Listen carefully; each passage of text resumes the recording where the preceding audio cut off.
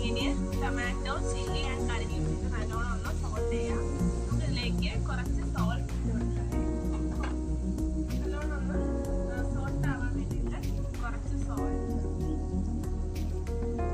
ഇട്ട് നല്ലോണം ഒന്ന് സോൾട്ട് ചെയ്തെടുക്കാം. സോൾട്ട് ചെയ്ത ഈ ഒരു ഇതിലേക്ക് നമുക്ക് ചെറിയ ഉള്ളി, വെളുത്തുള്ളി, ജിഞ്ചർ ഗാർലിക് ഇട്ട് കൊടുക്കാം. ചതച്ചത് ഇതൊട്ട് നല്ലോണം ഒന്ന് സോൾട്ട് ചെയ്തെടുക്കാം.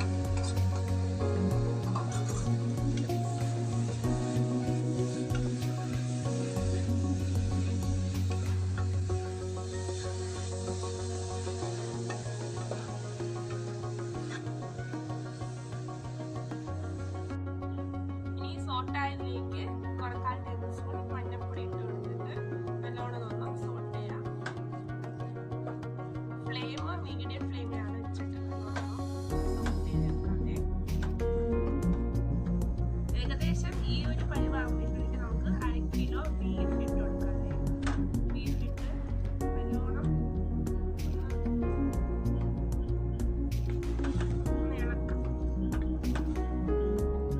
ഇനി നമുക്ക് 1 കപ്പ് വെള്ളം ഒഴിച്ചിട്ട് അത് അടച്ചിട്ട് ഒരു 3 വിസിൽ വരെ ഒന്ന് വെയിറ്റ് ചെയ്യട്ടെ. നല്ലോണം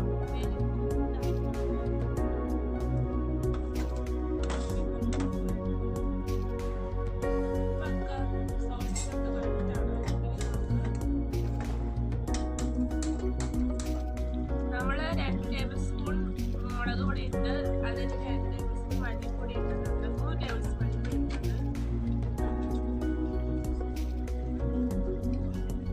പിന്നെ നമ്മള് ഒരു 1 ടേബിൾ സ്പൂണ് ഗരം മസാല പൊടി ഇട്ടിട്ടുണ്ട്.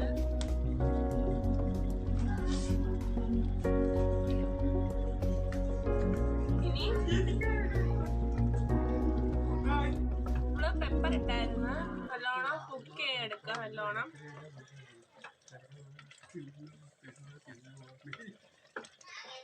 ഒന്ന് കുക്ക് ചെയ്യാം. നല്ലോണം കളറൊക്കെ ആയിട്ടുണ്ട്.